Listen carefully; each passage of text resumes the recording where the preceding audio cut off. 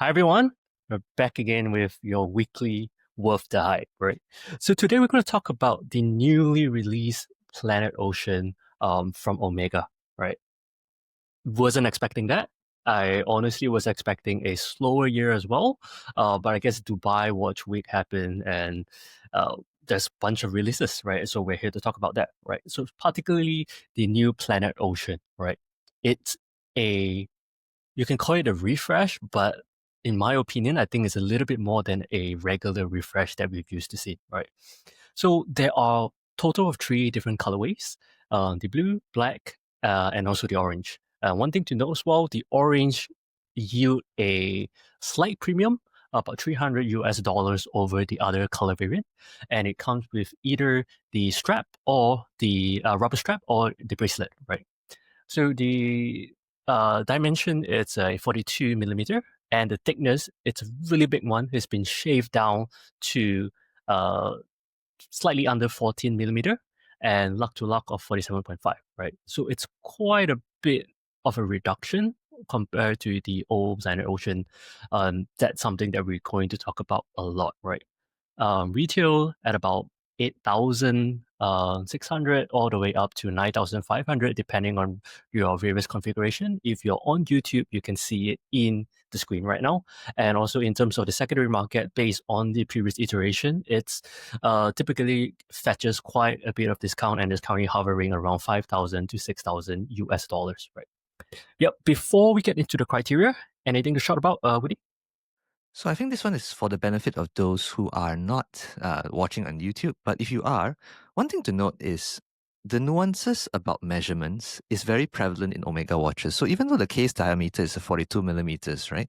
What you need to pay attention is it's not really the real dimensions. It's the case diameter includes what you can see is almost a hexagonal case, and it protrudes slightly further out from the bezel as well.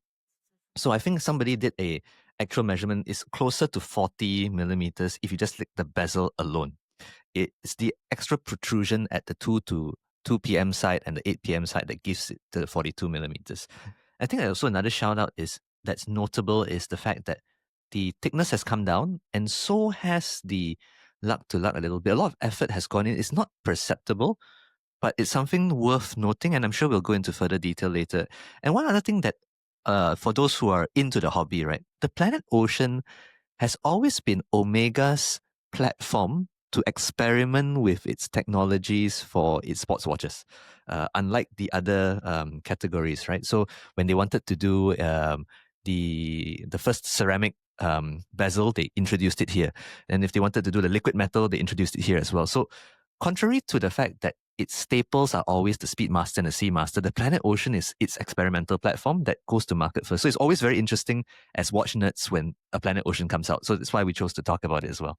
Back to you, James. Fair enough. Right. So diving straight into it, on the very, very first criteria, right? Is it worth it at retail? So going into this, I'm judging this by in a perspective of somebody who's looking for a dive watch and looking for a dive watch with 600 meters water resistance in this particular context, right? And if you were to look into the market, it's not many options available for one, just in a looking at this particular with these two factors in mind. And on top of it, it's very, very hard to find one in a variable size, right? That's the key thing to really highlight here. Very often when you go above, right? Normally above 200, maybe 300 max, anything above that typically comes in a chunky size in order for it to have that water resistant, right? However, in this case, in my opinion, this is a very, very wearable size for what it is, for what you get for 600 meters, right? So having that context in mind, there is not much options that you could find in the market um, in order to fulfill all this particular requirement.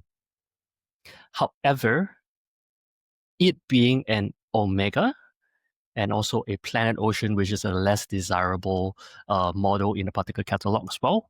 As you can see in the previous iteration as well, you could save up to 3,000 US dollars if you are just patient enough in the secondary market, right? It's not going to happen immediately, but it's bound to, at least in my prediction or forecast, it's bound to happen through time, right? Therefore, I say if you are a true nerd that really geeks out in terms of having uh, the one of great on a dive watch available at a wearable size and you want it now, then I would say go for it. However, if you are patient enough and this is something that you could wait, I would say probably secondary market, which I'll talk more in the later criteria. Therefore, I have to give it a zero point 0.5 over here. And over to you, Woody. So I look at this slightly differently, right? Mm. The Planet Ocean, for all its innovative platform, suffers a little bit of not having a iconic status attached to it. Omega also suffers by virtue that it's always compared to Rolex, right? It's a age-long conversation that all watch nerds go through, like Omega versus Rolex. And so for a Planet Ocean, it's natural. Actually, the one that is often compared to the Submariner is not even the Planet Ocean. It's the Seamaster, right?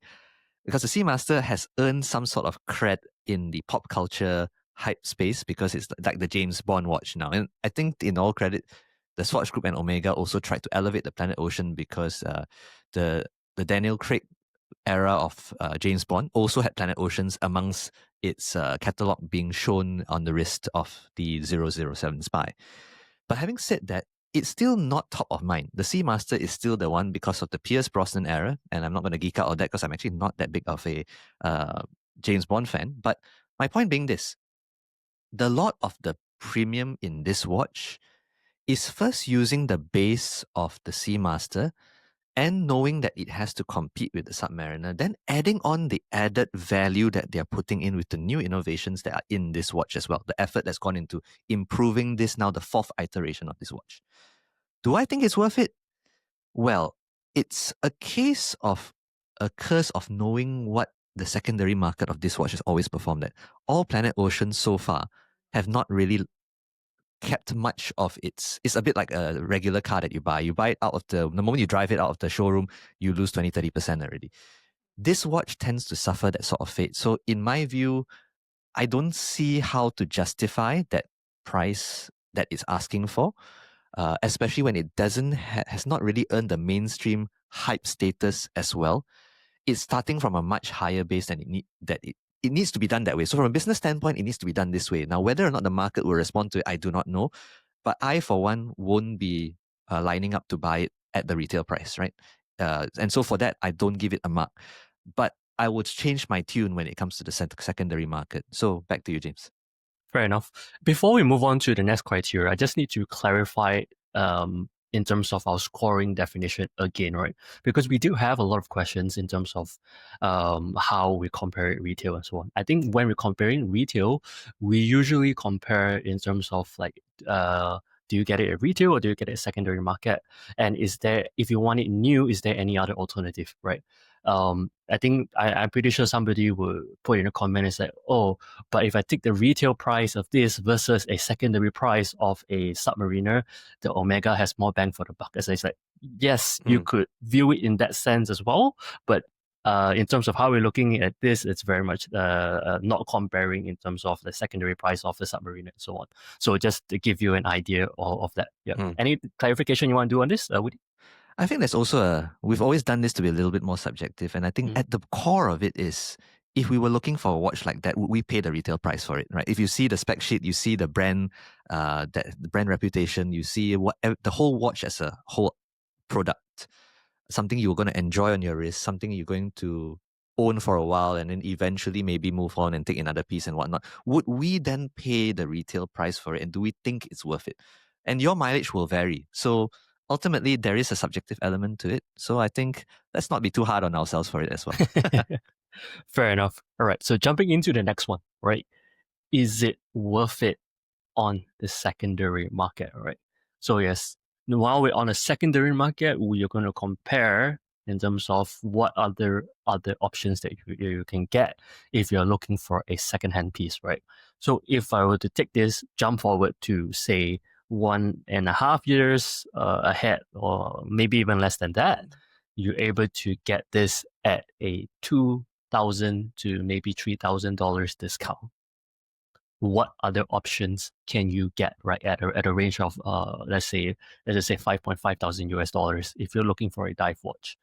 Now this is where you see a value of the watch, right? You do get a watch with a great movement, a coaxial movement, that's meta certified as well, water resistance up to 600 meters for the bangs and whistles the other watch provides as well. It's quite hard to argue there is if any other alternative that you could look for at that price point, right? Come from a reputed brand as well. And on top of it, I think that what takes the cake is that right now, in terms of the design wise, I think Omega has elevated it into something somewhat desirable, whereas the previous Planet Oceans, in my opinion, always looks very chunky and very it doesn't look sleek or nice to me, at least in my opinion. But I'll talk more about that in the aesthetic criteria. And especially now as well, it is a lot more wearable as well, right? So in that sense, if you add all and all together, I really can't find an argument that there is a better alternative that really fulfills a dive watch, 600-meter water resistance, a nice aesthetic, a wearable watch at 5,000 plus US dollars for a second-hand piece. It'll be hard to find a suitable alternative. So I think it's a full one for me over here. And over to you, Woody. So this one, I pretty much agree with James, right? Now, because the secondary market does exist and will exist for this watch as well, the complete package for the price, very hard to beat. I think in the past, the previous iteration, and I've looked at the previous iteration before, especially the 39.5 millimeter variant, which is really like a huge stacked up pancake, if you like, doesn't wear very well. But a lot of changes have been done here. They've even removed the helium-escape valve because of various other innovations that they put into this watch already. So it's achieving 600 meters. Most of us desk divers won't go that far, but it's nice to know that you can take that. And then you put the entire package together, right? All of the peace of mind you get with this sort of movement. It also has the jumping hour adjustment, similar to the other meters movements that you have. So it's actually because it's got no date. So they've actually opted to give you the ability to switch your hour with the crown itself. So if you're planning to use this as a quick change as you're traveling as well, it's actually possible, right? Now you put all of this into one package, robust, brand known, you're going to be well taken care of for a period of time. It's very hard to argue, and especially if you can get that at a price point, let's say 25 to 30% over time, right, of what the retail market is going to be, and that's just based on historical tendencies, you'd be hard pressed to find a better watch than this that ticks all these boxes, right? Especially if it speaks to you already and it wears well on your wrist. I actually see this as a full point. I cannot think of another watch, and I've looked at so many watches, right? So this is one of those things that if you are willing to wait and you get a good deal, I say don't hesitate, especially if it speaks to you, right? It just checks all the boxes. Mm-hmm. Back to you, James. Perfect. Right. No arguments there. Right. On to the next one. Aesthetics. Right. So I think there's a lot to talk about this because it's quite a big shift. It's from a distance, it looks very similar. It's still recognizable as a Planet Ocean. It still has that design language in there. However, on close inspection, it's very much two different watch comparative to the old iterations and the new one. The old one is more bubble looking, is more rounded, whereas the new one is more like a straight cut edges to it, as it's sleeker. There's a lot of different the play with both polish and brush polish around the watches has been done very, very well as well. It kind of reminds me of a little bit of the Zenith Defiant, how it looks like and how the polish affects the watch as well, right? And I have to say, I'm typically not a fan of the numerals in the watch in terms of the 12936. I'm typically not a fan of it. And I'm not a fan of something that's too messy as well. However, for some reason, this watch just works. The messiness just works and plays in favor of it. It's the right amount of chaos in the dial, lots of things going on, quite a bit of text as well. But everything just jives together and it balances it out very, very nicely, right? I especially like how the rubber straps work with the watch right now as well. With the end link coupled together, it makes it very holistic, and it just feels like it fits together. Regardless, you're not. I don't feel shortchanged by going to the strap versus the bracelet, and the removal of the helium-escape valve, that is just the icing on top, right? That just takes it. That's one thing that I think a lot of people dislike about, even from the Seamasters all the way to the Planet Ocean. That's something that juts out like a sore thumb, right? It really annoys people with like the strong preference to a certain design. I think your OCD kicks in there. It's almost perfect. You just want that little thing to be removed, and it's done over here, right? It just everything adds up together, and how the case break on the side as well with all the respective layers and chamfers that's being polished. Yeah, um, yeah. Just nothing else to add, but a full one from me over here. And over to you, Woody. Now, aesthetics is a subjective thing, right? So here's how I would frame where I'm going with this. Now, if we were evaluating Omega as a student taking an exam for design, right? And you look at all the things that they've been able to do, remove the helium escape valve, balance out the dial, very clear anti-reflective material that's there as well. There's something to be said about anti-reflective materials with Omega. They've done great strides in this, and if you followed the evolution of even the Speedmaster, we always used to joke in the old days, right, of this sapphire ring. But if you go to the boutique today and look at the first Omega in space that has the curved sapphire, you'll be hard pressed to spot any sort of sapphire ring, O-ring anymore. So there's a lot of work that they're doing just behind the scenes that makes all this work, right? They've taken away the date, which cleans up the dial. They've put more effort into the entire case design structure as well. They've purposely put titanium on the watch. So it's like if you run through the examiner's guide on what to give, right? You tick it all. It's like, wow, they've ticked all the boxes, streamlined the entire case to be more compact, more streamlined. Then when you really go into it, it's like, okay, they had to make some compromises. The case back is now a titanium sheet, which is a functional purpose as well. It's part of how they were able to achieve the 600 meters without the helium escape valve because it's a more robust material. But you then lose the ability to see the movement as well. So it's a give and take there, right? And then also because they were trying to modernize it, the thing I have to caveat, and I'll cover this a bit more in the wearability as well, right? This sort of shape, when it goes from round to a little bit more hexagonal or squarish, right, tends to, although wears better from a spec sheet perspective, tends to look also bigger. So I'm actually, to be fair, I've not seen it in person. I'm very interested to see this watch in person. Wish I could teleport myself to Dubai Watch Week right now and then try it on and then give you a more updated view on it. But right now I can't. But where I was going with this is the following. If I were to take an examiner's point of view, high distinction given. But somehow or rather, unlike James, this watch doesn't speak to me. There's something about the whole package, right, that feels like there could be a little bit more elegance to it. But maybe it's because I'm not the target market. It's a sporty watch. It's designed to be a bit more angular, muscular, whatever you want to call it, right? And maybe that doesn't fit my persona. And given that aesthetics is a subjective decision, I just lowered the mark a little bit to half a mark. If I were just grading on an exam sheet, it would be a full pass, full high distinction and whatnot. But it's just that there's something that doesn't quite sit with me from the entire combination put together the way James described it. So sadly for me, I couldn't give it a full mark here. Back to you, James. Yep. I think before we end it, there's a couple of things to talk about. I think when Woody mentioned the anti-reflective coating, that's one of the first impression I had of the watch as well. Right upon seeing the image in on the website, especially the ones in Helsinki, the first like impression I had was like, whoa, I could see through the glass, right, and directly to the dial. It just feels like there is no glass on it as well, right? And I had to do a check as well. Is this a souped up anti-AR coating that they have. I know it's a dual-sided anti-reflective coating, but I'm not sure if it's any changes in terms of technology-wise between the old iteration and now. I couldn't find any information on it, but at least from the picture-wise, it looks really, really, really good, right? And especially for photographers out there, I think you would definitely like the treatment of that it gives for this particular watch.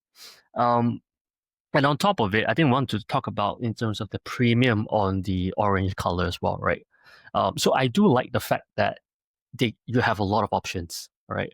Over here and so on. That it really adds to the fun and play with it. And particularly, I do like how the orange works as well, right? How the orange, you have the orange numerals as well. Everything jives really well, especially if you have it in the orange straps. It's a very fun looking watch. However, the question here lies is that is it worth the additional $300 premium? Right. I think there's in terms of technology that is harder to produce this ceramic in orange. However, I do not see the likes of Rolex charging a premium towards the Pepsi colorway or any other different colorway as well. It's typically the same price. So, what are your thoughts on that, Woody? I think it's a pure business decision here, right? The Planet Ocean's pure iconic, I think the differentiation in the catalog, orange is a Planet Ocean color.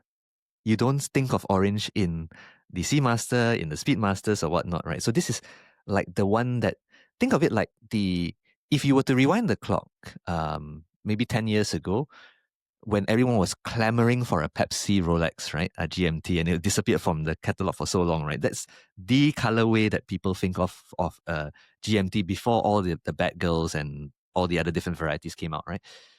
I think what Omega's doing is putting its mark on the DNA of this series as the orange color, and they're trying to elevate that to give it a little bit more premium because the market is probably going to react the same way that the orange sells better than the rest and creates a unique spin.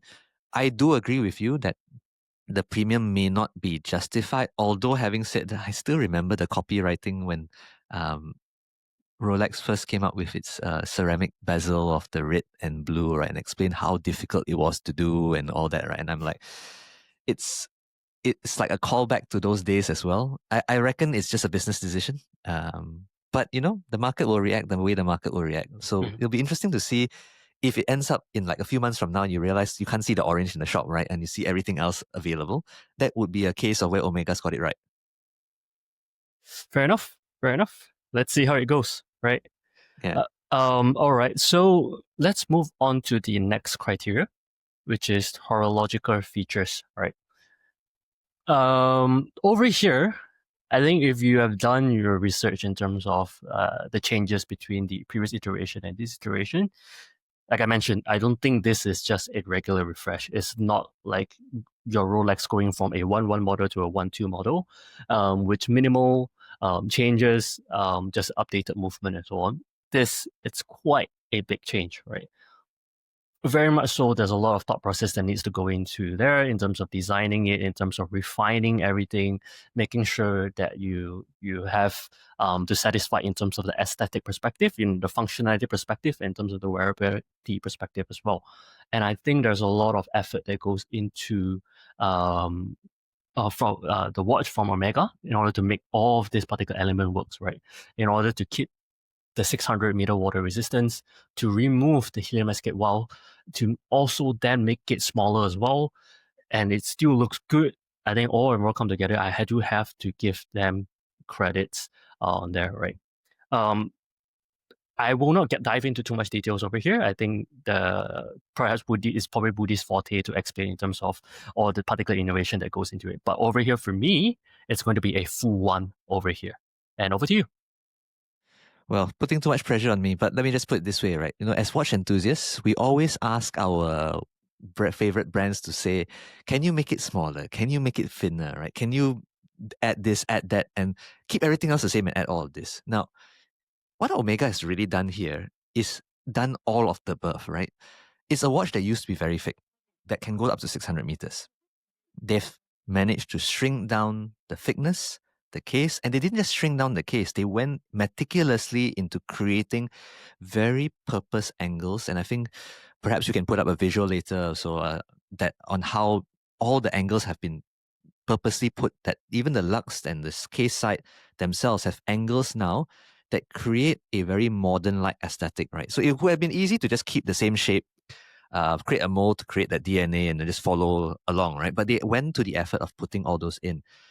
They also decided that it's now time to remove the helium escape valve, which many people don't actually use, but by not compromising on the case of the watch at all. So they've used now titanium to create the tighter seal.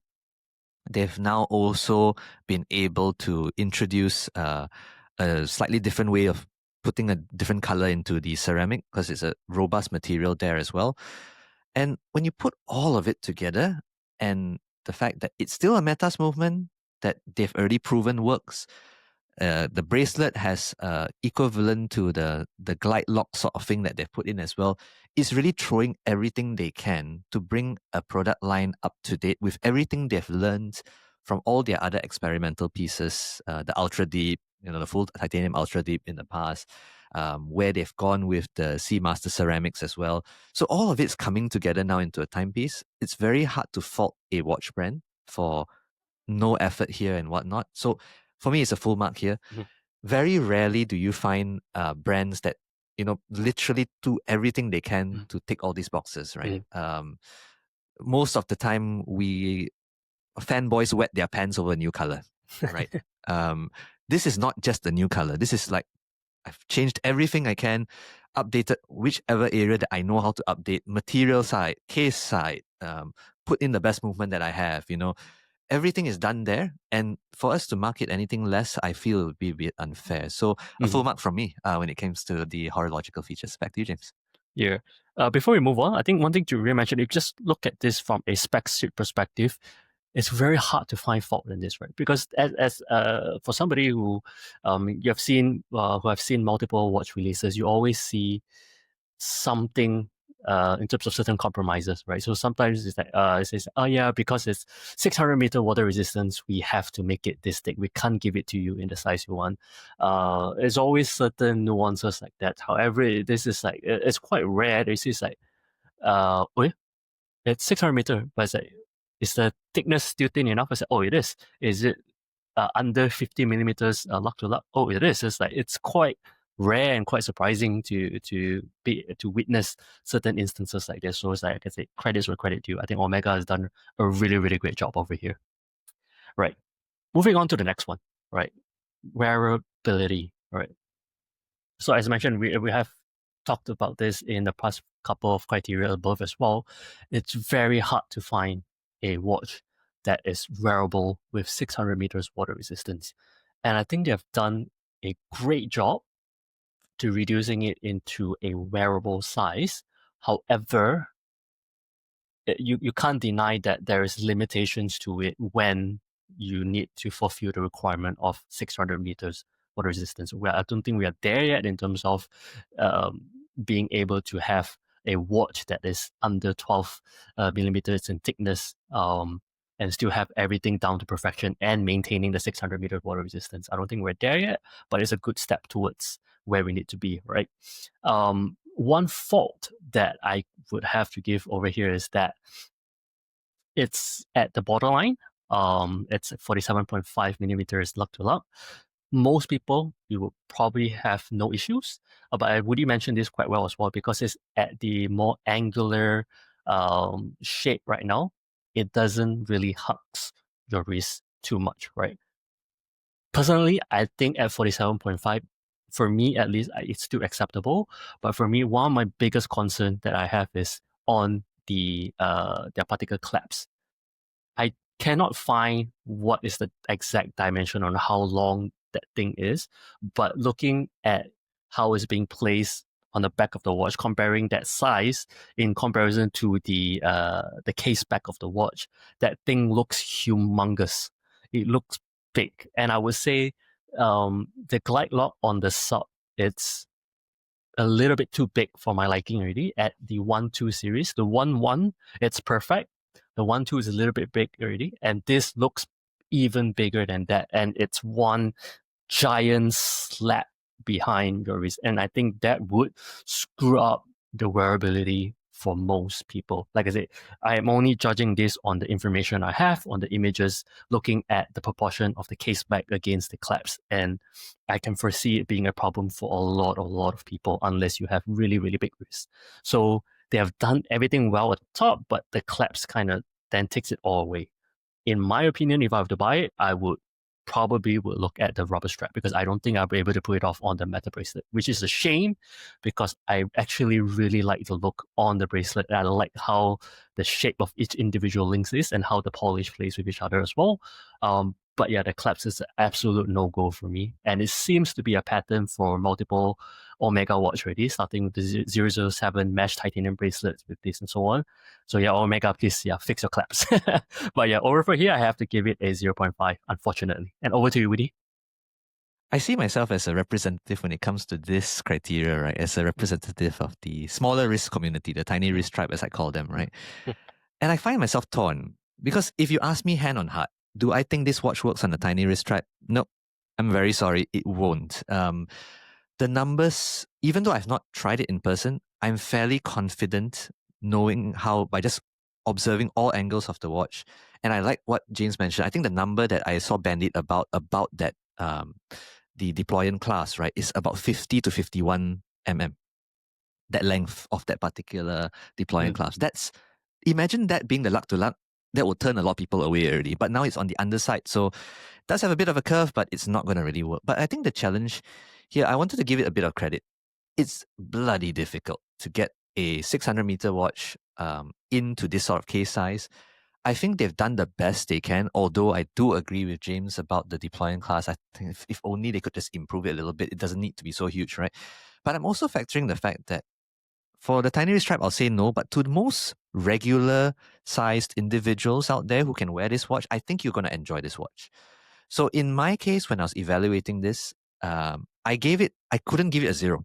It's something I wanted to give credit to a little bit more, but I also know it's within the parameters will not apply to the tiny wrist strap. And there is a lot of room for improvement in that deployant class. But so much effort has gone into trying to streamline that case to be more wearable, especially if you have seen the previous iterations of the Planet Ocean, that it's hard to fault. It's genuine improvements in that space, right? But of course, as watch enthusiasts, we always want more. We always desire smaller, thinner, cheaper. It's like whatever we can get, right? So marks to them for this. I can't give a full mark. Anybody who's got regular size wrist, go out and check it out. I think you have something to smile about there. Tiny wrist strap, I would recommend trying it, but I think my gut feeling will be correct when I get to try it myself. It's probably a tad bit too big. The borderline case, as James mentioned. So I think that's where I'll leave it at. Back to you, James. Fair enough. I think that's a great way to sum it up. So that brings it into a 4 for me and a 3 for Moody, right? So yeah, very, very much. It's not often we get something that is at the we buy it category. And congrats, I think Omega has. I think it's 2 and 2 right now, right?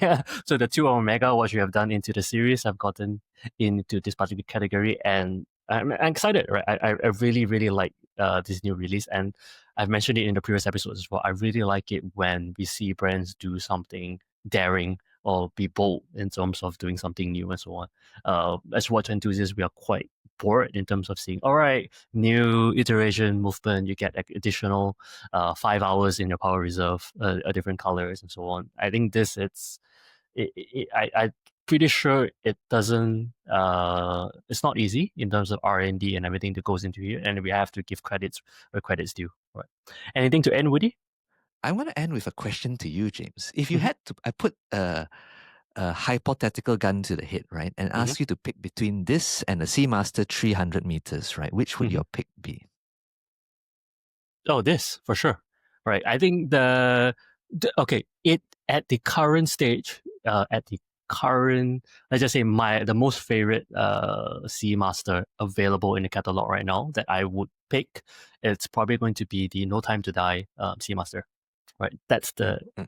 almost perfect Seamaster watch for me. Mhm. However, between this and the Planet Ocean, I would take the Planet Ocean. Right. Without the helium-escape valve and everything, easily the Planet Ocean for me. However, if the next iteration of Seamaster gets the same treatment as this, Seamaster. I think I have no disagreement with what James said because that's almost the same answer I would give as well. And so I'll pass it back to you kindly, James, to end. Fair enough. I think that's a great way to wrap it up. Yep. So, we are gearing up towards the year end of 2025. We're preparing a year end episode for you guys as well, so stay tuned for that. We're still sorting things out and working through in terms of what do we include in the content. But yeah, we are definitely going to have one to wrap up the year, and it's been fun.